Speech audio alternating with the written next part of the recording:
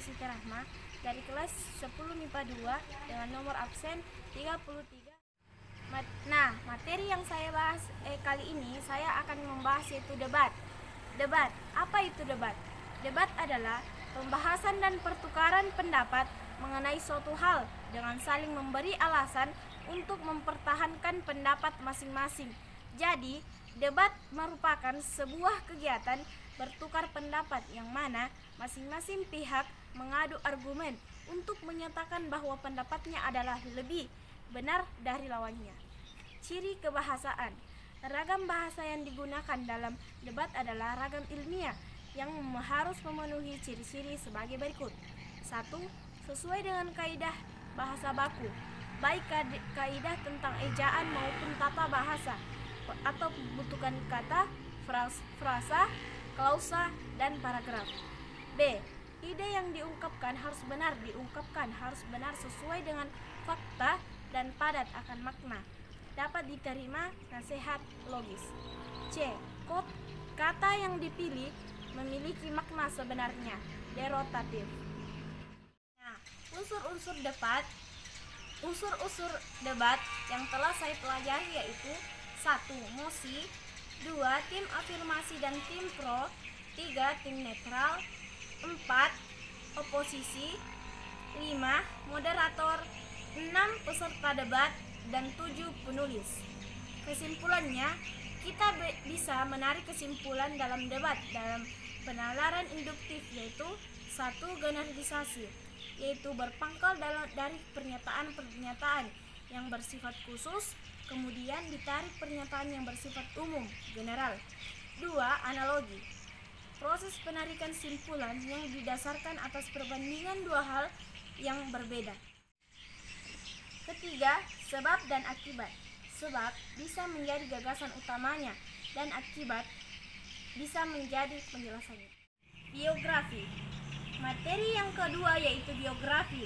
Pertama-tama kita perlu mengetahui apa pengertian dari biografi. Biografi. Materi yang kedua yaitu biografi. Kita harus mengetahui pengertian dari biografi. Nah, setelah saya membaca buku tentang biografi, maka bisa saya simpulkan biografi adalah riwayat hidup seseorang yang ditulis dengan menyajikan sejarah hidup, pengalaman-pengalaman, sampai kisah sukses seseorang yang sedang diulas, yang ditulis dengan orang lain. Tujuan atau fungsinya untuk mengisahkan suatu peristiwa dengan senyata-nyatanya, sehingga pembaca atau pendengarannya seolah-olah mendengarkan serta menyaksikan secara langsung peristiwa itu. Ciri teks biografi sebagai berikut. A. Memuat informasi yang berupa fakta. Dan B. Memecahkan masalah hidup sampai pada akhirnya sukses. C. Teks biografi memiliki struktur yang jelas, dan strukturnya itu terbagi menjadi 3, yaitu 1. Orientasi, gambaran asal tentang tokoh. 2. Peristiwa dan masalah. Bagian ini merupakan kejadian atau peristiwa yang dialami oleh tokoh. Ketiga, reorientasi, berisi pandangan kepada tokoh yang dikisahkan. Gambaran karakter terbagi menjadi 2, yaitu secara langsung dan tidak langsung. Secara langsung, penulis atau pencerita langsung menyebutkan karakter tokohnya. Dan 2, secara tidak langsung, melalui dialog tokoh lain dan apa yang dilakukan tokoh lain. Ciri kebahasaan. Ciri kebahasan teks biografi. 1. Menggunakan kata promina, kata ganti.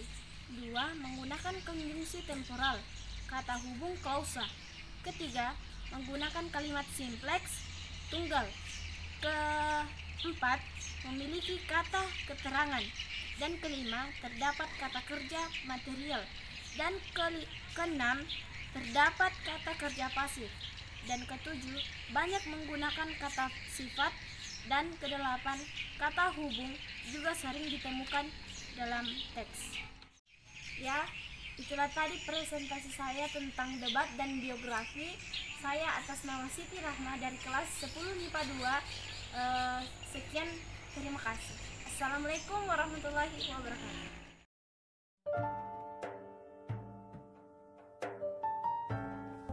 Corona, ketika kau datang, dunia ini berperang. Wara hentakan kaki dari riuhnya suasana bumi. Kini bumi tidak memancarkan senyumnya lagi. Hal ini terjadi karena kedatanganmu. Kedatangan yang menyebabkan kesedihan, kedatangan yang menyebabkan kekhawatiran. Ya, itu ulahmu wahai virus corona. Hai makhluk Allah yang bernama corona. Ukuranmu memang sangatlah kecil, tidak dapat dilihat namun dapat mematikan. Corona, kelak kau akan menjadi legenda. Kini kau mendunia seolah kau adalah raja, raja sejagat raya yang kejam dan durjana. Kau membuat kami menderita, kau membuat lenggang jalan di negeriku, kau membuat kotaku seolah tak berpenghuni. Corona, pergilah dan menjauhlah. Tuhan, kami tahu pasti ada hikmah di balik ini, agar kami tidak sibuk dengan urusan duniawi.